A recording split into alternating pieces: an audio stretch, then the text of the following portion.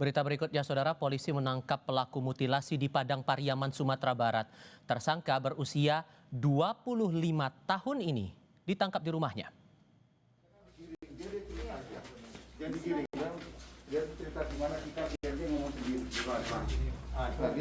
Terduga pelaku mengaku nekat menghabisi nyawa korban karena latar belakang utang piutang.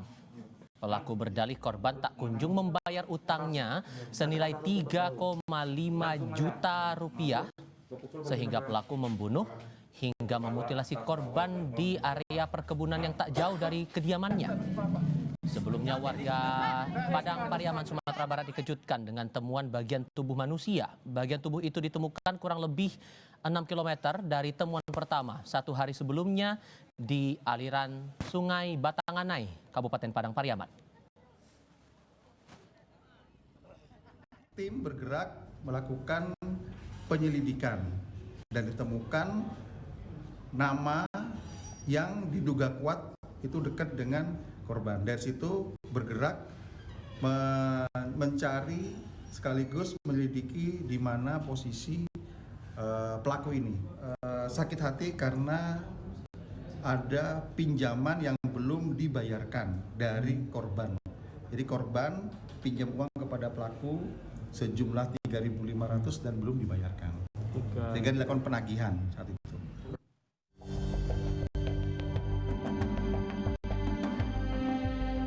Teka-teki korban mutilasi di Kota Padang dan Padang Pariaman akhirnya terjawab.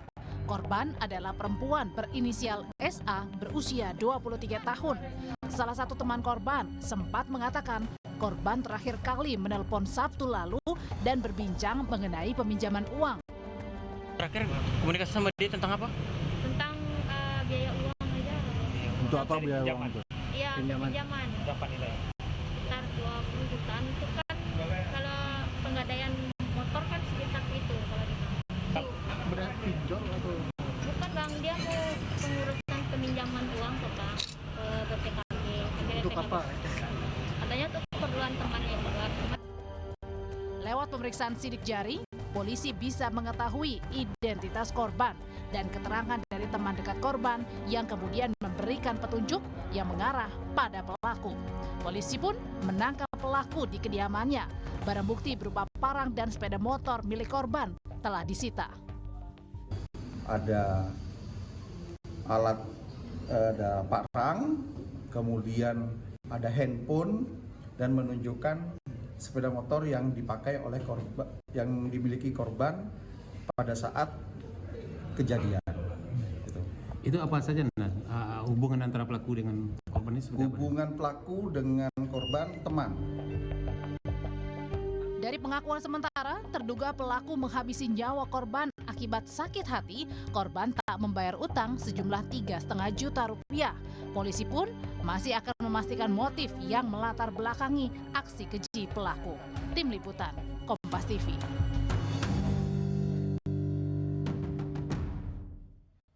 Dari hasil penyelidikan awal ditemukan fakta baru berdasarkan keterangan pelaku telah menghabisi nyawa 2 korban lainnya pada 1,5 tahun lalu.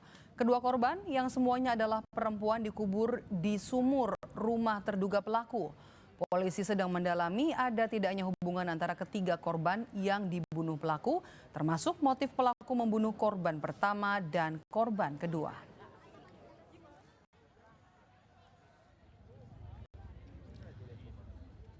Perkembangan terbaru dari kasus mutilasi di Padang Pariaman kita tanyakan kepada Kasat Reskrim Polres Padang Pariaman Ibtu A.A. Regi. Selamat petang Pak Kasat. Selamat petang Mbak. Bagaimana kronologis penangkapan, apa yang jadi kunci penangkapan yang sudah dikantongi oleh polisi? Ya baik Mbak, jadi dari hasil penyelidikan kami pada saat menemukan potongan tubuh manusia tanpa kepala, tangan, dan kaki, langsung kami melakukan penyelidikan dan dari hasil keterangan para saksi semuanya condong ke pelaku atas nama SP panggilan gue ini, Pak. Pelaku pada saat menjalankan aksinya ini sendiri atau ada keterlibatan orang lain?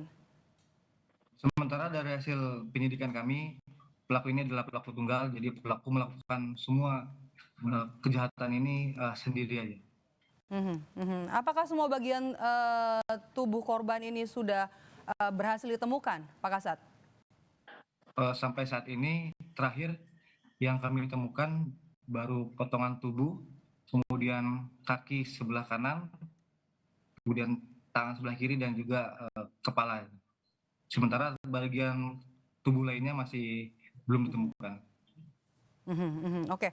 Latar belakang kasus mutilasi ini Pak sampai akhirnya pelaku tega memutilasi dan kemudian juga membuang yang jaraknya juga cukup jauh untuk tubuh korban.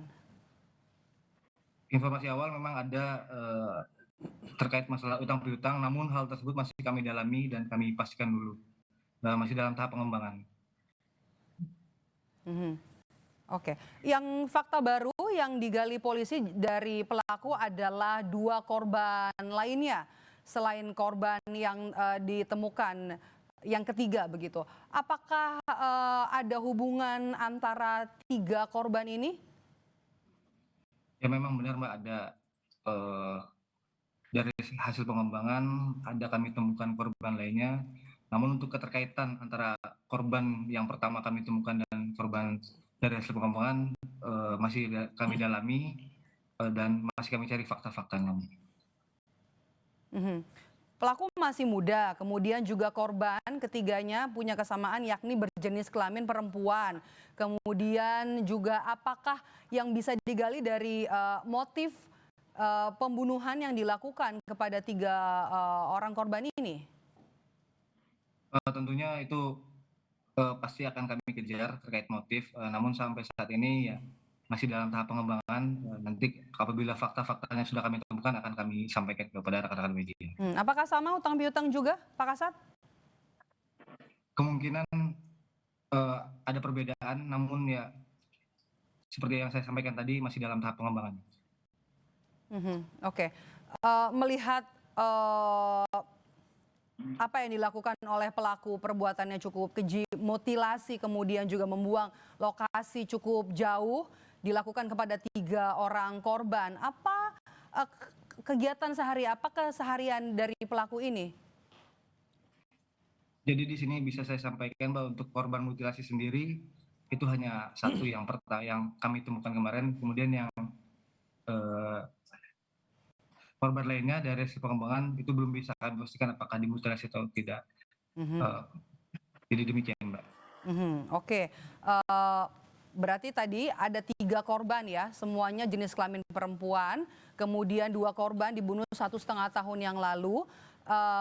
Belum ada informasi dari pelaku soal penambahan jumlah korban sebelumnya, korban 1 dan 2 ini yang sudah diakui hanya soal lokasi penguburannya saja di sumur. Sudah ada keterangan yang kita dapatkan dari pelaku ini, namun informasi tersebut kan masih baru, jadi masih dalam tahap pengembangan kami dan masih kami dalami dulu. Oke. Dari keterangan saksi yang diperiksa, kerabat dari pelaku sendiri apa kemudian ada tanda-tanda kejanggalan dari kebiasaan keseharian dari pelaku ini, Pak Kasat? Dari hasil keterangan keluarga pelaku sendiri kami tanyakan tidak ada kejanggalan, dan pelaku sendiri juga sehari-harinya lebih sering di dalam rumah, jadi jarang dia keluar rumah berkumpul dengan pemuda setempat, itu jarang sekali, jadi lebih sering melakukan aktivitas di dalam rumah. Tidak ada kejanggalan ya. Melihat dari profiling korban perempuan ketiganya, apakah memang ada hubungan kedekatan begitu, hubungan kedekatan antara pelaku dan juga korban? Ada motif asmara mungkin atau motif ekonomi? Ya tentunya itu masih dalam tahap pengembangan dan masih kami dalami terkait motif, apakah ada hubungan pertemanan, asmara dan lain-lain. Masih kami cari fakta-faktanya, Mbak. Baik, terima kasih sudah bergabung bersama kami Kasat Reskrim Polres Padang Pariaman Ibtu A.A. Regi. Selamat petang, Pak Regi. Selamat petang, terima kasih.